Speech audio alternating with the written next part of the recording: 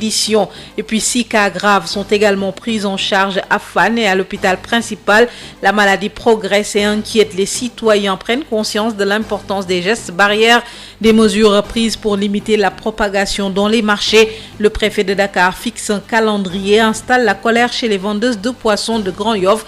Vous entendrez le reportage de Fatoumata Diallo dans cette édition. Pour renforcer la lutte, le ministère de l'Artisanat commande aux tailleurs 1 million de masques en tissu, 280 000 déjà réceptionnés.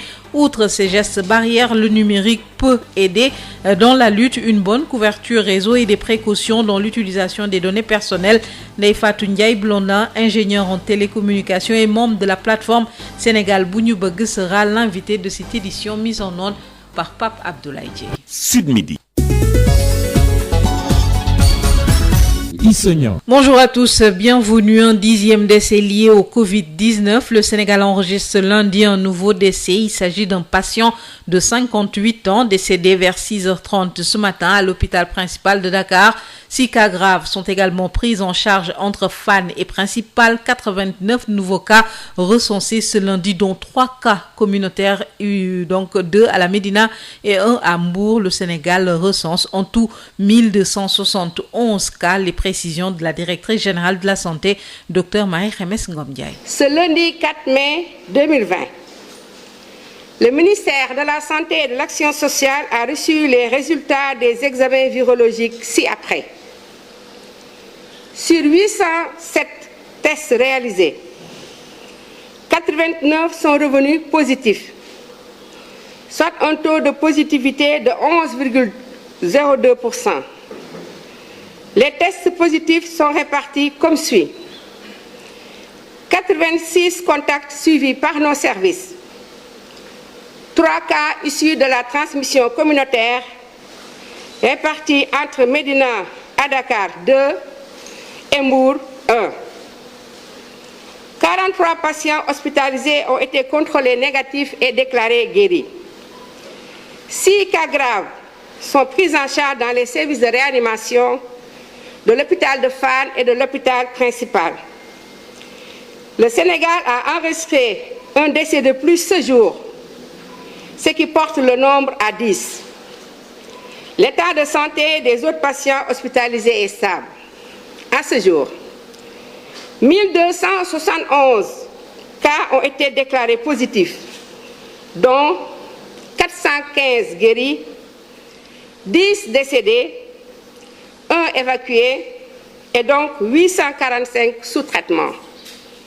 Le ministère de la Santé et de l'Action sociale exhorte les populations au respect strict des mesures de prévention collective et individuelle, les gestes barrières. La directrice générale de la santé qui faisait le point quotidien, le Sénégal qui enregistre ce lundi 89 nouveaux cas, dont 3 cas issus de la transmission communautaire, 2 cas enregistrés à la Médina et 1 cas à Mbour. Mbour qui enregistre ainsi son 4e cas communautaire malgré les mesures prises par les autorités de la Petite Côte pour faire face à la progression de la pandémie. Les précisions de Babacar Sow. Covid-19, le département de Mbour vient d'enregistrer son 4e cas communautaire après les 2 cas du quartier Tchossé-Est et celui de Malicounda, ce qui porte le nombre de cas positifs du coronavirus à 17 dans la Petite Côte. Malheureusement, les autorités médicales de Mbour ne communiquent pas sur la question. C'est le médecin-chef de région à Thiès qui promet de revenir sur ce cas communautaire qui a fini d'installer la psychose dans la Petite Côte. A signalé pas plus tard qu'hier le chef de service départemental de l'hygiène à Mbour, l'adjudant Diao, lancé une alerte sur les mesures de prévention pour freiner la propagation du coronavirus qui prend des proportions inquiétantes. Il insistait même sur la culture de dénonciation de voyageurs qui viennent d'ailleurs. En tout cas, les autorités administratives de Mbour, après l'ouverture des lieux de commerce fermés pendant 3 jours, après le signalement des 3 récents cas communautaires, avait annoncé des mesures draconiennes pour la traque des récalcitrants. Et voilà que Mbour enregistre son 4e cas communautaire, ce qui fait 17 personnes atteintes du coronavirus. Revenons sur la galère. Les journalistes à Mbour qui font toujours le pied de grue devant le district sanitaire et qui rentrent toujours bredouilles. Babacar Sow depuis Mbour pour Sud FM. Babacar Sow, Mbour qui enregistre donc un cas communautaire aujourd'hui, le 4e dans le département. Les autorités qui renforcent les mesures pour freiner la propagation du Covid-19. Plus de 1271 cas ce jour, dont 10 décès. La progression de la pandémie inquiète. De plus en plus, les citoyens prennent conscience de l'importance du respect des gestes barrières. Un reportage de Adji Fatou Bari. Plus de 1200 personnes infectées par le virus Covid-19 au Sénégal. Le coronavirus marque son territoire dans le pays. Malgré tout, il y en a qui osent encore douter de l'existence de la maladie. Fii ci Sénégal gëmuma ne corona am na fi ndax déjà gisuma cas boo xamante ne c'est palpable ci wàllu yu bëri. Le déni de ce jeune homme face au coronavirus, un sentiment qui contraste fort avec celui de ce taximan qui, lui, ne cache pas son inquiétude face à l'augmentation des cas et à la propagation du virus Covid-19 dans le pays. Absolument, nous avons vraiment peur. Chaque jour, on nous annonce des cas positifs et le virus se propage presque dans toutes les localités du pays, que ce soit les régions, les départements et même les villages. Un autre, moins paniqué, certes regrette tout de même l'inconscience de certains Sénégalais en ce temps de crise sanitaire. Ce que je constate, c'est le comportement des gens qui est vraiment à revoir. Il nous faut vraiment y croire. C'est une pandémie. Conscient de sa responsabilité dans la lutte contre le coronavirus, ce taximan s'est imposé certaines règles d'hygiène de base et les clients n'y échappent pas au risque de ne pas embarquer dans son taxi. Je respecte tout le temps les mesures barrières, je porte un masque, je mets des gants, j'utilise du gel antiseptique et c'est une obligation pour tout client de porter son masque. 64 jours après son apparition au Sénégal, le coronavirus ne régresse toujours pas avec les cas qui augmentent de jour en jour, une situation qui devrait interpeller plus d'un de l'avis de beaucoup d'experts en santé. Adji Fatou Bari, dans le cadre de cette lutte, le ministère de l'Artisanat, de l'Emploi et de la Formation professionnelle a commandé près d'1 million de masques, une première phase engagée depuis le 10 avril pour la confection de ces masques en tissu. Les grandes fédérations et associations de tailleurs sont mises à contribution. La réception a d'ailleurs débuté. À ce jour, 280 000 masques sont reçus, réceptionnés par le ministère. Saloum Ndiaye, coordonnateur du projet mobilier national, nous explique. Il répond à Babacar Samb. Il y a eu une première production en phase test d'1 million de masques répartis entre les grandes fédérations. Je peux citer parmi elles la Fédération des tailleurs du Sénégal, le Mouvement des tailleurs du Sénégal, ADESNAT, l'Association des couturiers du Sénégal. Et nous nous sommes quand même prémunus dès le début du processus des garanties nécessaires en termes de respect des normes et des normes de fabrication et des normes d'hygiène. C'est la raison pour laquelle toutes ces fédérations ont été accompagnées par le projet mobilier national à travers la mise à disposition de kits sanitaires composés de gel, de savon, d'eau de javel et de seaux avec un robinet pour au moins qu'ils puissent respecter les conditions hygiéniques de fabrication des masques. Aujourd'hui, nous avons commencé à réceptionner les premiers lots. L'association des tailleurs artisans appelée ADESMAT a livré sa première commande vendredi et aujourd'hui, il y a 3 autres fédérations qui vont livrer leur commande. Nous avons à l'heure actuelle 280 000 masques qui ont été réceptionnés. Il faut savoir qu'aussi, comme c'est une opération nationale, il y a un lot important qui est parti dans les différentes régions du Sénégal à travers l'encadrement de l'Union nationale des chambres de métiers en raison de 30 000 masques par région. Donc c'est un lot de 420 000 masques qui va nous venir des régions parce que dans l'idée du ministre, il n'est pas concevable que la population de Kédougou, par exemple, qui ont besoin de masques, puisse attendre à ce que les masques viennent de Dakar pour leur utilisation sur place. Donc c'est la raison pour laquelle chaque région a eu son lot, aussi bien dans la fabrication et les bénéficiaires, effectivement, seront ces régions-là. Je crois qu'on a les premières productions, après avoir stabilisé tout le processus, ont démarré vers le 10 avril. Vous venez de suivre les précisions de Saloum Ndiaye, coordonnateur du projet immobilier national du ministère de l'Artisanat, qui a donc commandé 1 million de masques en tissu, 280 000 masques déjà réceptionnés.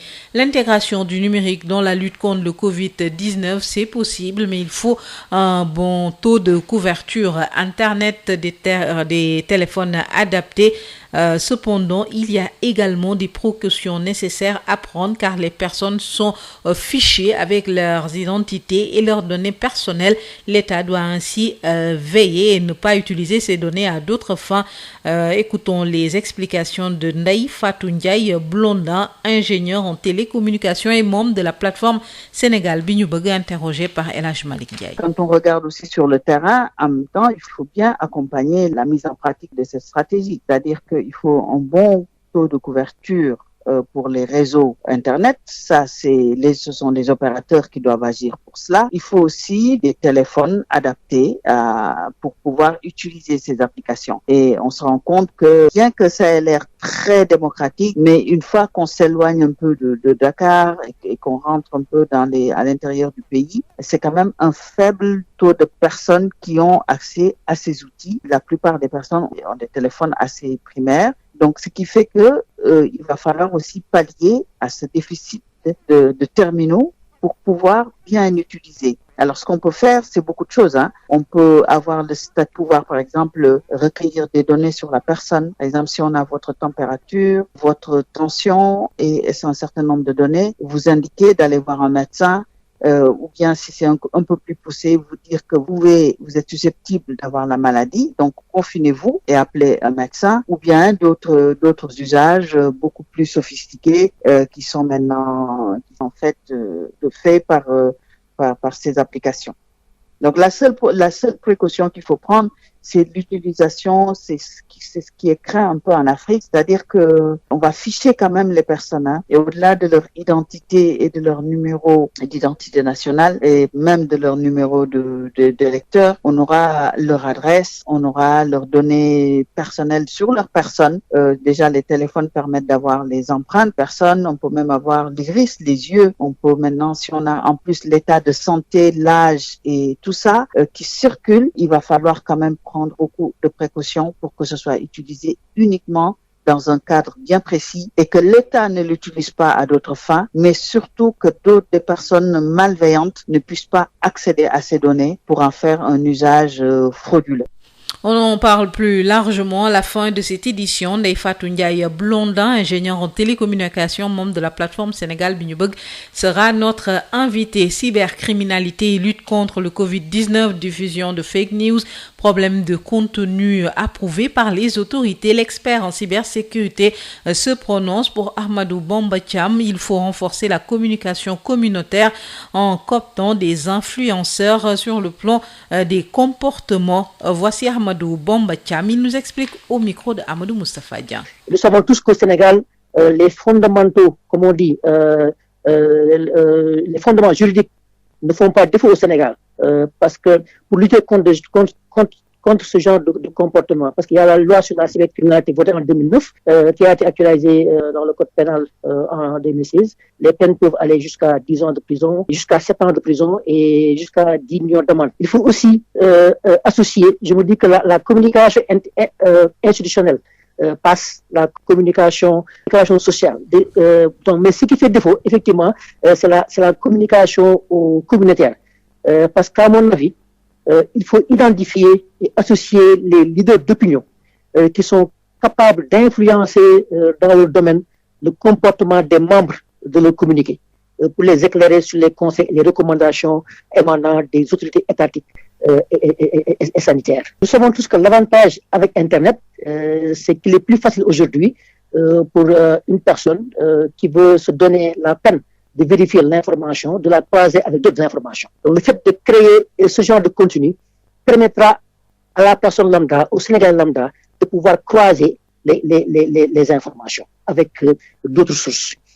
D'autre part aussi, nous savons tous que le problème au Sénégal, c'est en fait, dans le numérique, le problème au Sénégal, c'est un problème de contenu. Nous n'avons pas de contenu. Donc, ce vide, comme on dit, la nature a horreur du vide. Donc, des personnes malveillantes profitent de ce vide numérique pour diffuser des informations dont on a discuté tout à l'heure. Donc la création de contenu visant à les conseiller et à leur donner des recommandations est une très bonne idée, mais encore une fois, elle doit être faite par les bonnes personnes. Parce qu'il y a une différence entre une personne qui se fait écouter et une personne qui est écoutée de façon naturelle. Réaction recueillie par Amadou Moustapha Dian. À Dakar, les activités sont désormais régulées dans tous les marchés, fermés les week-ends. La vente des produits alimentaires prévue sur 3 jours, 2 jours réservés aux autres commerçants. La décision préfectorale passe mal chez les vendeuses de poissons au marché Arafat de Grand Yoff. Elles évoquent le manque à gagner avec des produits périssables. Un reportage de Fatoumata Diallo. La décision du préfet de Dakar concernant les jours d'ouverture des marchés entre en vigueur ce lundi. Les commerces spécialisés dans les produits alimentaires seront ouverts 3 jours dans la semaine. Dans ce marché, les discussions vont bon train. Les vendeuses de poissons que nous avons rencontrées ne sont pas du tout d'accord avec cette mesure. Mamsaï, la cinquantaine dépassée, s'en explique. Je ne suis pas du tout d'accord avec la décision du préfet. C'est à travers mon petit commerce que je parviens à subvenir aux besoins de mes enfants. Si je n'arrive pas à écouler tous les poissons, je vais le mettre dans une caisse et mettre de la glace dessus. C'est juste ça.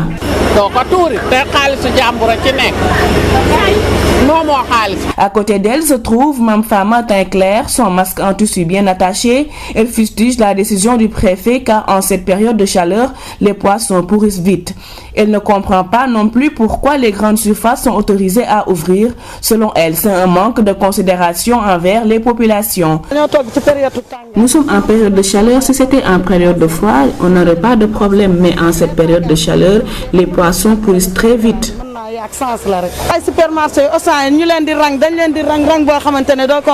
Cette autre vendeuse informe qu'elle est obligée d'acheter beaucoup de glace car le poisson est un produit périssable. J'ai un enfant qui est malade et je prends en charge tous ses médicaments. Vous voyez, c'est difficile. Si je n'arrive pas à tout écouler, je vais mettre dans une caisse aussi et mettre de la glace. Et vous voyez que c'est trop difficile actuellement avec cette pandémie, rien ne marche. Cette dame informe qu'avec la situation actuelle, elle est obligée de faire le marché pour 3 jours, mais elle n'a pas les moyens de tout conserver. J'achète comme ça du poisson pour 3 jours, de la viande pour 3 jours, mais comment faire? J'ai pas les moyens pour les conserver. Vous voyez que c'est trop difficile. Les marchés ne vont pas ouvrir. Les vendeuses de poissons établies au marché Arafat sont très remontées contre les autorités. Elles estiment qu'on devrait les laisser continuer leurs activités car avec cette pandémie, rien ne marche. Et c'est grâce au petit commerce qu'elles parviennent à subvenir aux besoins de leur progéniture. Reportage de Fatoumata Diallo, marché Arafat de Grand Yoff. Diaïma Mbourou, la nouvelle plateforme pour éviter les rassemblements devant les boulangeries, une initiative de la Fédération nationale des boulangers du Sénégal. Des résultats déjà enregistrés. La Fédération nationale des boulangers du Sénégal estime que la demande est forte en cette phase test. Une rencontre a eu lieu ce matin avec la tutelle pour discuter de cette réglementation concernant l'installation des kiosques dont certains sont déjà visibles dans les quartiers. Ces kiosques-là ne respectent pas les normes, déplore la Fédération qui attend l'aval du ministère du Commerce pour mettre en place ses propres kiosques. Les précisions du président de la Fédération, Amadou Gaye, joint par Mame Diarra Da Silva. On est en phase test parce que pour pouvoir réussir cette mission, il faudrait quand même la finalisation des arrêtés d'application. Donc, de l'autre côté, il y a la pagaille, il y a d'autres acteurs qui proposent même des pains à 230 francs. Donc, ce n'est pas le but. Notre but, c'est de livrer le pain et gratuitement. Donc, tous ces éléments-là sont pris en compte et que nous venons un peu de finaliser même une réunion avec le ministère. C'est juste pour accélérer le processus des arrêtés, expliquer aux consommateurs et aux acteurs quelle est la méthodologie, quoi. On est en train de faire d'autres réglages parce qu'en réalité, le projet Diamondou.sm n'a pas réellement démarré. On va le lancer officiellement. On a pris d'autres acteurs qui sont connus sur le marché pour nous accompagner. Mais nous avons le projet lui-même sa propre sorte de livraison. Donc tous les problèmes vont être réglés. Donc on est en train de faire vraiment ce changement de destination. Alors par rapport aux kiosques, vous en êtes où? Oui, aujourd'hui, ce que je veux vous informer, tous les kiosques qui sont installés aujourd'hui au niveau de Dakar, au Sénégal sont dans l'illégalité. Donc aujourd'hui, c'est les maires qui doivent prendre leurs responsabilités. Parce que pour installer une caisse, il faut une autorisation et un numéro. Et pour assurer la traçabilité de cette caisse, il faut qu'on sache carrément c'est quel type de boulangerie, c'est quelle boulangerie. Même si c'est une caisse d'un distributeur, il faut que le numéro d'agrément soit posé. Donc j'invite les gens à attendre que l'arrêté soit bien défini au niveau de cette semaine pour pouvoir faire une demande au ministère du Commerce pour avoir un agrément. Donc les caisses qui sont dans cette optique-là, les boulangers ont construit une caisse mais qui n'ont pas totalement installé parce qu'on attend uniquement avec la sortie de l'arrêté pour faire notre demande, pour pouvoir vraiment être aux normes. Donc les kiosques ne sont pas encore installés dans les quartiers? Il y a des caisses qui sont installées aujourd'hui dans les quartiers mais qui le sont dans l'illégalité. Aujourd'hui, on ne peut pas installer une caisse à 50 mètres, à 100 mètres d'une boulangerie, à 400 mètres d'une boulangerie. Donc toutes ces choses-là vont être réglées. Donc il faut que nous avons entendu beaucoup de critiques par rapport à ça et c'est pourquoi nous avons demandé tout à l'heure au ministère de faire le processus de publication de l'arrêté et qu'on puisse communiquer aux Sénégalais et aux boulangers les normes à faire. Amadou Gaye, président de la Fédération des boulangers du Sénégal. Parlons de ce drame à Ziguinchor où un corps sans vie a été retrouvé ce matin dans les rizières de Colobane, un quartier périphérique de Ziguinchor. Une enquête est en cours. Les précisions avec vous, Ben Michel Confoudi. Oui, la découverte macabre a été faite ce matin, il y a quelques heures, à Colobane, face à un quartier périphérique de la commune de Ziguinchor, non loin du checkpoint de Lindiane à la sortie de la ville sur la route du Cap Skirring. Le corps sans vie d'un sexagénaire répondant au nom de Martinho Carvalho a été retrouvé dans les rizières situées entre le village de Djibelor et le poste de police de Lindiane. Selon son demi-frère Emmanuel Sagna, ce père de famille de 68 ans résidant le quartier Colobane-Bandial a été porté et disparu depuis près d'une semaine. La découverte de son corps met ainsi fin donc aux espoirs de sa famille de le retrouver sain et sauf. Le corps sans vie donc de Martinho Carvalho a été acheminé à la morgue par les sapeurs-pompiers après le constat de la police qui a d'ailleurs ouvert une enquête pour élucider les circonstances de sa mort.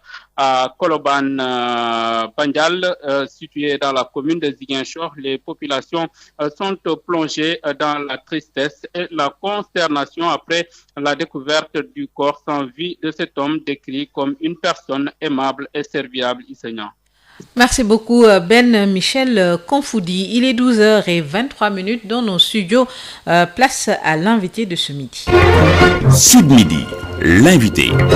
Ndeye Fatou Ndiaye Blondin, ingénieur en télécommunications et membre de la plateforme Sénégal Bougnoubug, répond aux questions de El Hadj Malick Ndiaye. Nous sommes avec Madame Diop Blondin. Ndeye Fatou Ndiaye, bonjour. Bonjour, Monsieur Ndiaye. Alors, vous êtes ingénieur en télécommunications et membre de la plateforme Avenir Sénégal Bougnoubug. Nous allons parler du Covid et du numérique. Alors, depuis l'avènement de la crise du Covid-19, il y a eu beaucoup de concepts qui ont été développés, télétravail, visioconférence, téléenseignement, entre autres. Est-ce que l'Afrique en général, le Sénégal en particulier, s'est approprié du numérique pour bien lutter contre le Covid? En tout cas, ici au Sénégal, on ne le sent pas suffisamment si jamais c'était fait. Parce que dans d'autres pays, il y a eu vraiment une prise en main de l'État au niveau national pour prendre les solutions numériques et l'intégrer dans la stratégie de lutte contre la pandémie. Il y a eu même les Nations Unies, au niveau des Nations Unies, l'OMS qui s'est mis avec l'Union internationale des télécommunications pour faire développer des solutions, comme vous dites déjà, pour pallier au confinement, tout ce qui est télétravail, e-commerce et tout ça, mais aussi l'utilisation de l'intelligence artificielle pour développer des solutions à venir pour vraiment prévoir les pandémies qui pourraient venir et quelles stratégies de lutte adopter et quels outils pourraient accompagner cette stratégie de lutte. Donc ici au Sénégal, en Afrique en général, ce qui s'est développé, c'est par rapport au confinement, pas mal de visioconférences, en tout cas pour les chefs d'État, on a pu le voir. Mais ça, ce sont des solutions pratiquement embryonnaires qui existent depuis les débuts des années 2000, voire même les années 90. Bon, on a vu par contre au niveau des citoyens, au niveau des instituts, se développer des solutions robotiques, des applications. Et nous trouvons que dans la stratégie de dépistage, dans la stratégie d'utilisation des ressources sanitaires et en même temps, voilà, de prise en charge des malades, il y a des outils qui sont utilisés en Chine, comme les gens ont pu le voir dans beaucoup de vidéos. Et il y a des choses qui sont aussi en Europe, qui se font en Europe, avec vraiment des précautions sur les données personnelles. Par contre, ici au Sénégal, c'est à des balbutiements. On a vu déjà lever la CDP, la Commission de protection des données, lever un voile sur l'utilisation des données. Mais quant à une utilisation massive pour accompagner le personnel soignant, la stratégie de lutte, ce n'est pas encore complètement sur le terrain, ce n'est pas mis en application. C'est ce qu'on peut constater. Alors, qu'est-ce qui justifie cette mauvaise utilisation des TIC pour lutter contre le Covid-19? C'est lié à une volonté politique. C'est quoi le problème? C'est d'abord une volonté politique. Cette volonté politique s'exprime par des mesures prises par l'État, par des solutions bien expliquées aux citoyens et par des plateformes, toute la partie technique, toute la partie infrastructure qui est sécurisée et qui protège en même temps les citoyens, les données des citoyens, que tout soit mis en place. Et on aurait préféré des applications développées par des citoyens sénégalais qui soient utilisées. C'est l'occasion de montrer vraiment que les jeunes sont très doués pour développer des applications dans ce domaine. Quand on regarde aussi sur le terrain, en même temps, il faut bien accompagner la mise en pratique de cette stratégie. C'est-à-dire qu'il faut un bon taux de couverture pour les réseaux Internet. Ça, ce sont les opérateurs qui doivent agir pour cela. Il faut aussi des téléphones adaptés pour pouvoir utiliser ces applications. Et on se rend compte que bien que ça ait l'air très démocratique, mais une fois qu'on s'éloigne un peu de Dakar et qu'on rentre un peu à l'intérieur du pays, c'est quand même un faible taux de personnes qui ont accès à ces outils. La plupart des personnes ont des téléphones assez primaires. Donc, ce qui fait que il va falloir aussi pallier à ce déficit de terminaux pour pouvoir bien utiliser. Alors, ce qu'on peut faire, c'est beaucoup de choses. On peut avoir le statut, pouvoir par exemple recueillir des données sur la personne. Par exemple, si on a votre température, votre tension et un certain nombre de données, vous indiquez d'aller voir un médecin ou bien si c'est un peu plus poussé, vous dire que vous êtes susceptible d'avoir la maladie, donc confinez-vous et appelez un médecin, ou bien d'autres usages beaucoup plus sophistiqués qui sont maintenant en fait faits par ces applications. Donc la seule précaution qu'il faut prendre, c'est l'utilisation, c'est ce qui est craint un peu en Afrique, c'est-à-dire que on va ficher quand même les personnes, et au-delà de leur identité et de leur numéro d'identité nationale et même de leur numéro d'électeur, on aura leur adresse, on aura leurs données personnelles sur leur personne. Déjà, les téléphones permettent d'avoir les empreintes d'une personne. On peut même avoir l'iris, les yeux. On peut maintenant, si on a en plus l'état de santé, l'âge et tout ça qui circule, il va falloir quand même prendre beaucoup de précautions pour que ce soit utilisé uniquement dans un cadre bien précis et que l'État ne l'utilise pas à d'autres fins, mais surtout que des personnes malveillantes ne puissent pas accéder à ces données pour en faire un usage frauduleux. Ndeye Fatou Ndiaye Blondin, je vous remercie. C'est moi qui vous remercie. Vous venez de suivre l'invité de ce 12h, Ndeye Fatou Ndiaye Blondin, ingénieur en télécommunication et membre de la plateforme Sénégal Bunyubug, interrogé par El Hadj Malick Ndiaye. Place à la page culture. C'est avec Amadou Moustapha Dia.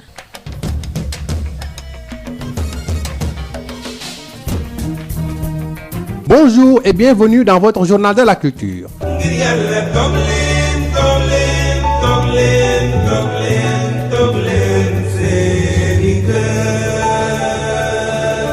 Les artistes lougatois du Sénégal et de la diaspora donnent de leur voix pour sensibiliser par rapport au respect des mesures préventives afin d'arrêter la propagation du coronavirus dans la région de Louga et dans le Sénégal. Le texte Xeex Corona, écrit par un jeune auteur lougatois, Lamp Fall Kala, a été ainsi produit par l'association Thiapathioly de Madrid qui regroupe les lougatois d'Espagne. Voici Ndiawar Seck que nous écoutons. Le projet Xeex Corona est un concept que nous avons créé.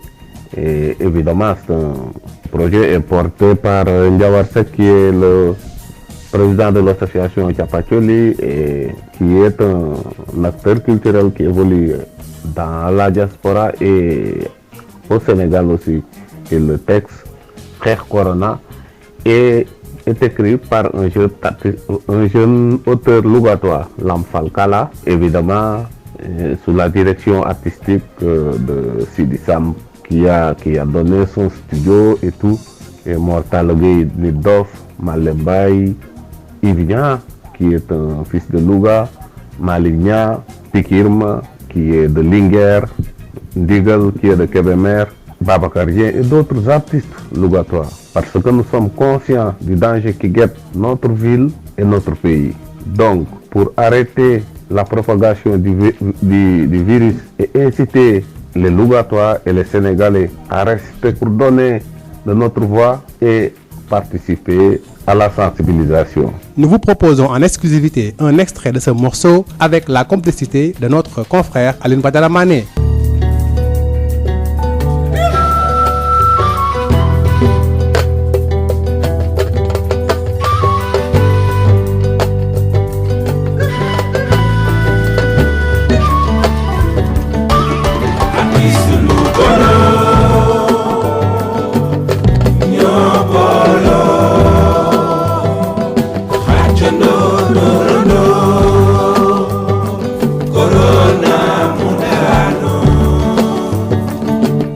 Et puis le graffiti au service de la sensibilisation et des moyens de prévention et de lutte contre les cas de transmission communautaire à Médina, le graffeur de renommée internationale, Docta, à travers une plateforme Xeex Covid Médina, réalise des graffitis sur les murs de Médina, mais aussi des marquages sur le sol devant les boulangeries afin de faire respecter les distances physiques entre clients. Nous l'avons joint alors qu'il était en pleine séance de réalisation de ses œuvres. Voici l'entretien. Actuellement, j'ai lancé une plateforme qui s'appelle Médina Xeex Covid avec des rappeurs, des policiers, des médecins, des DJ, des comédiens, des footballeurs, comme aussi des businessmen et les enfants de la Médina sont réunis pour dire non à cette propagation de cette maladie. Moi, le plateforme s'appelle Médina Xeex Covid. Présentement, au moment où je vous parle, on est à la rue 6, angle 9, pour pouvoir commencer à sensibiliser. Je suis avec Godet et Camon, c'est des chauffeurs qui sont là, on attend les autres qui arrivent, mais c'est pour permettre au niveau des boulangeries, cet engorgement de la population pour avoir du pain, qu'on puisse créer cette distanciation sociale. Ce qu'on est en train de faire, c'est une continuité des graphes que j'ai fait au niveau aux HLM, à côté du marché des HLM, un graphe au niveau de Fan et aussi un autre graphe qu'on a fait au niveau de Gaspard Camara qui s'appelle Dan Corona avec des graphes tels que Diablos, tels que Al Pacino, Sadik, Stand de Zohandem Scott, Muntis Zohandem Scott. On ne s'arrête pas et on essaie de pousser pour que les autres graffeurs, tels que Undograph, ils en ont fait, ils continuent à en faire. RBSQ, les gars de Nioro, les Diablos de Nioro, les Sankou et Baba au niveau des Ziguinchor et aussi même en Afrique au niveau du Cameroun, au niveau du Congo-Brazza, au niveau du Ghana et aussi au niveau de la Guinée-Conakry avec Sumer, ils sont en train aussi de sensibiliser à la lutte. Donc actuellement vous êtes en train de réaliser des marquages sur le sol pour guider les populations par rapport au respect des distances physiques. Exactement, vous avez parfaitement raison, c'est ce qu'on est en train de faire. C'est la deuxième journée de cette action lancée par le plateforme Médina Xeex Covid fait par les fils de la Médina. C'est une plateforme aussi qu'on va essayer de propager dans toute la nation sénégalaise si possible pour qu'on puisse aider ce combat que mènent nos structures sanitaires, qu'on puisse apporter notre pièce à l'édifice, comme on a fait dès le début de la pandémie. Quel impact peut avoir les graffitis sur les populations? Est-ce que le message passe immédiatement par rapport au visuel que vous proposez? Ce qu'on est en train de faire, c'est pas compliqué. Hein. On fait juste illustrer en image ce qui est dit par les services sanitaires. Ça veut dire porter les masques, se laver les mains, avoir des gels septiques et aussi respecter ce distanciation sociale qui est important, qui peut stopper tant soit peu cette propagation de cette pandémie. Donc le graffiti illustre ces moments-là, illustre ces actions-là qui permet que celui qui parle pas français, celui qui parle arabe, arrive à se retrouver sur le message qu'on est en train de partager. Docteur, je vous remercie. C'est la fin de votre journal de la culture. Merci de l'avoir suivi.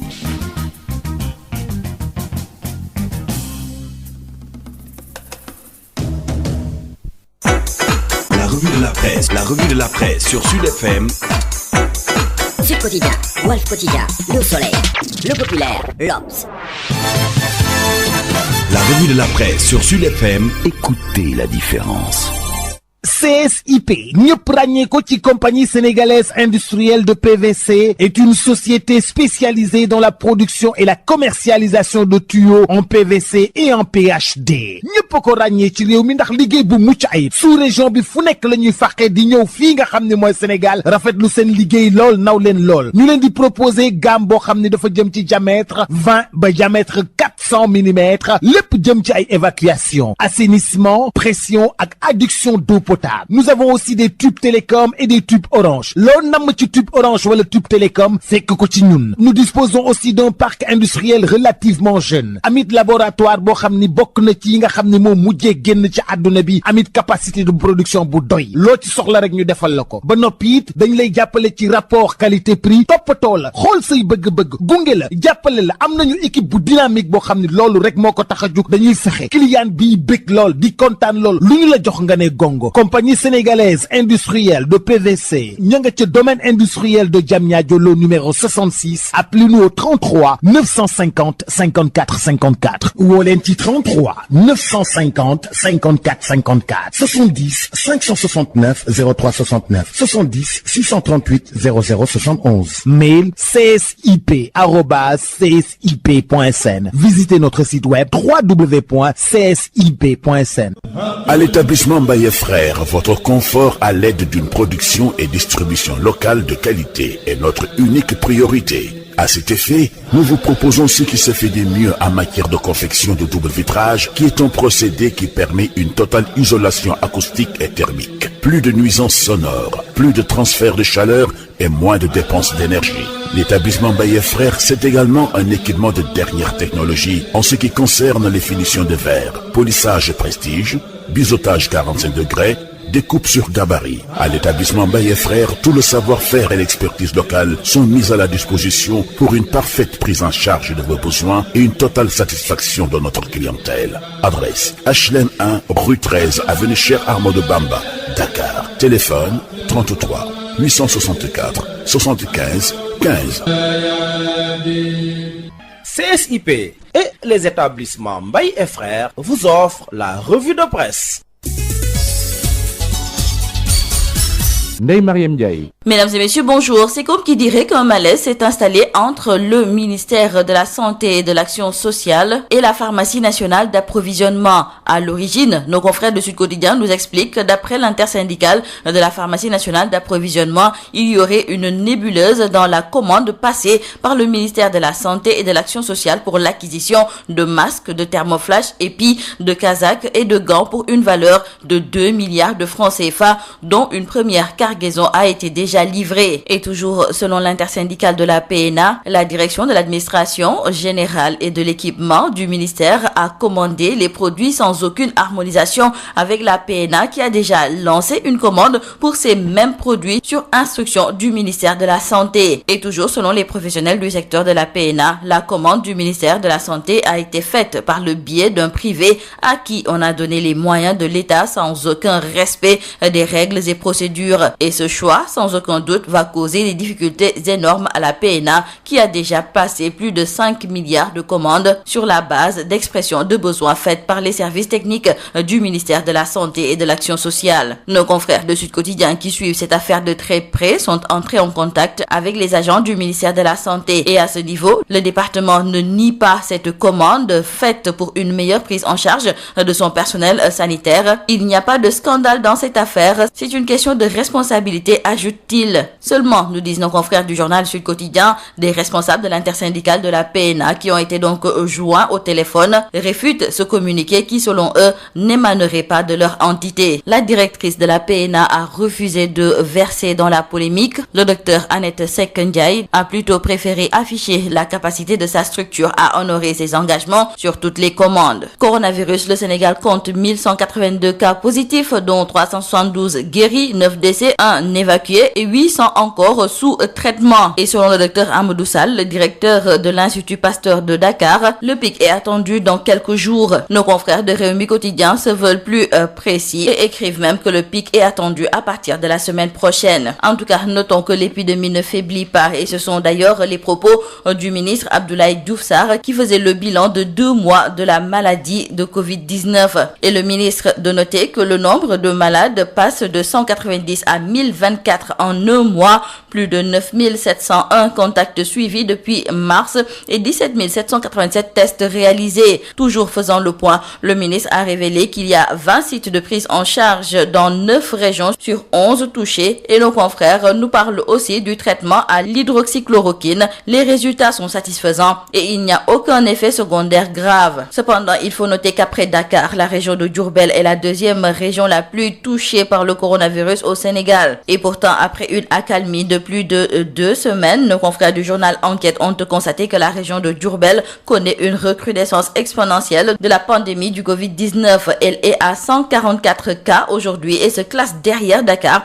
qui a le plus grand nombre de malades. Une situation inquiétante surtout dans la ville de Touba avec les cas issus de la transmission communautaire. Entre déni de réalité, défiance des règles, ignorance des gestes barrières, le docteur Mamadou Dia, le médecin-chef de la région médicale, explique dans le journal Enquête comment le marché Ocass a occasionné la deuxième vague de contamination dans la ville qui avait pourtant réussi à s'en défaire une première fois. Et notons avec nos confrères du journal Critique que le président de la République a prorogé pour la deuxième fois jusqu'au 2 juin l'état d'urgence proclamé le 23 mars en même temps qu'un couvre-feu de 20h à 6h du matin sur toute l'étendue du territoire pour relever le niveau de riposte à la pandémie du Covid-19. Une mesure dictée par la situation de la pandémie qui évolue gravement ici au Sénégal. Cependant, nous disent nos confrères du journal Critique, avec cette prorogation du couvre-feu, c'est le virus qui rallonge également la galère. Et il faut signaler que le pacte de stabilité sociale noté au Sénégal avec la pandémie du Covid-19 n'est pas sans conséquence sur la fragilité des populations. C'est du moins l'avis de l'expert en coordination humanitaire Ada Pouye qui était l'invité de l'émission Objection de la radio Sud FM. Ada Pouye tire la sonnette d'alarme et fait noter qu'au nom de la paix sociale, toutes les libertés syndicales, y compris les revendications, sont aujourd'hui confinées. Il pense ainsi que c'est une pause sociale qui est en train d'être mise en jeu. Toutefois, il pense que parallèlement, un autre danger guette les travailleurs. À son avis, il y a quand même des menaces extrêmement importantes qui pèsent sur les emplois. Cela d'autant plus que non seulement les cahiers de doléances n'ont pas été déposés, mais aussi ils n'ont pas développé d'approche novatrice pour au moins revenir un peu sur les revendications qui se posaient. Faisant ainsi un petit rappel, il fait noter qu'avant la pandémie du coronavirus, le secteur social était en ébullition, à savoir le syndicat de la santé, celui de l'éducation, sans compter le front de la société civile par rapport à la hausse du prix de l'électricité. Et c'est le Covid-19 qui a stoppé net toutes les initiatives visant à améliorer les conditions de vie des populations. Et nous parlons à présent avec nos confrères du journal Les Échos de ces scandales à milliards qui se suivent et qui ne se ressemblent pas à la Sénélec. Et ces scandales, nous disent nos confrères, reportent tous la signature de l'ancien directeur général Mouhamadou Makhtar Cissé. Et pourtant, on n'en a pas terminé avec le contrat de 186 milliards avec Akile. Un autre contrat aussi léonin a été découvert et il a été accordé par Makhtar Cissé à la même société, à savoir Akile. Il porte sur une centrale électrique virtuelle qui pourrait rapporter quelques 9 milliards par an à Akile, comme l'autre contrat Ce contrat a été signé pour une durée de 10 ans et comme l'autre contrat aussi, il a été signé à quelques jours de la présidentielle de 2019 et les deux contrats, nous disent nos confrères, ne sont espacés l'un de l'autre que d'une semaine jour pour jour. Et comme si cela ne suffisait pas, nos confrères du journal Vox Populi eux aussi ont éventé un autre scandale en vue à la Sénélec. Il s'agit selon nos confrères d'une affaire dans laquelle est mêlée jusqu'au cou la société West African Energy créée par l'ancien directeur général puis ministre de l'énergie de Maître Abdoulaye Wade, à savoir Samuel Sarr. Ce dernier est en train de signer avec l'actuel directeur général de la Sénélec, Pape Mademba Bitèye, le plus grand contrat d'achat d'énergie pour réaliser la plus grande centrale électrique de l'histoire du Sénégal d'une capacité de 300 mégawatts, ce par le biais de la West African Energy, une société à laquelle on veut donner un marché de 25 ans pour une centrale de 300 mégawatts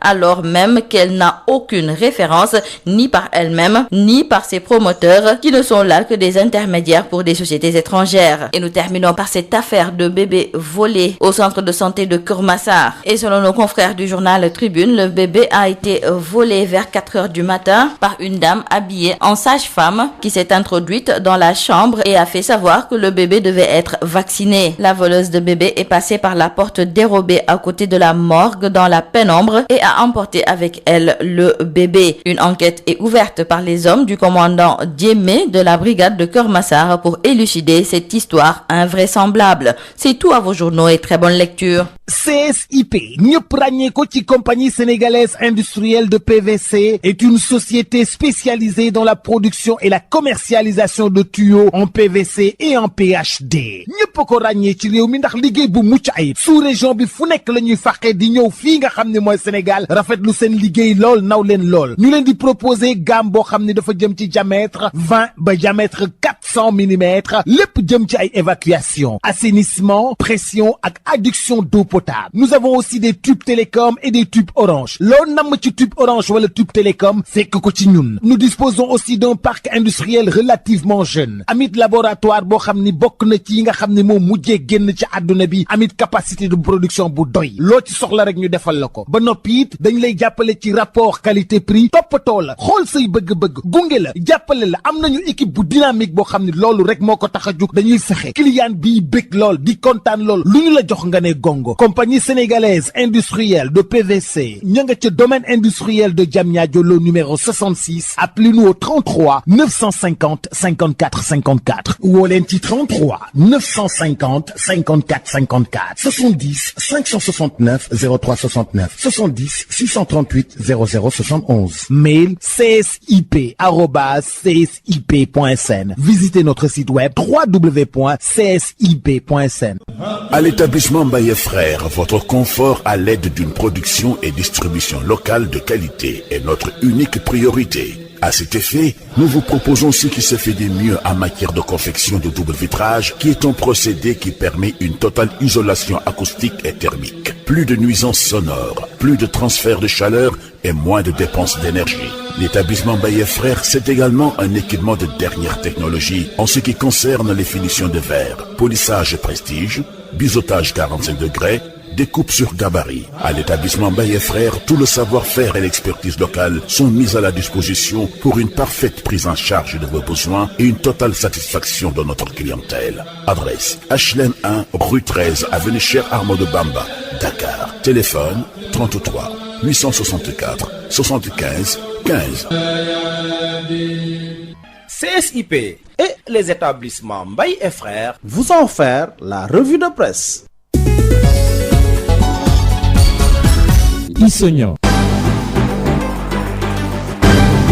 C'est la fin de cette édition à 12h passées de 49 minutes. Merci de l'avoir suivi. Je vous rappelle les principaux titres développés. Un 10e décès ce lundi. Un patient de 58 ans décède à l'hôpital principal. 89 nouveaux cas ce jour, dont 3 cas communautaires à la Médina 2, 1 à Mbour. Le 4e cas issu de la transmission communautaire dans la Petite Côte. 6 cas graves également pris en charge entre Fanny principal.